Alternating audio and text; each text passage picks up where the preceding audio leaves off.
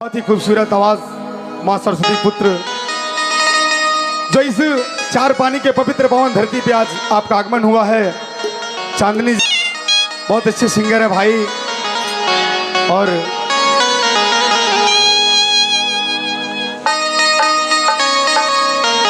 Mantu Michael जी हैं, दोनों काम करते हैं। बहुत अच्छे सिंगर हमारे रवि भाटिया जी, और बहुत अच्छे यूट्यूबर भी हैं कैमरा पे। जो आज का हाल वीडियो आपको रवि भाटिया को यूट्यूब चैनल पे मिलेगा। एक बार जोरदार ताली होना चाहिए, जोरदार ताली।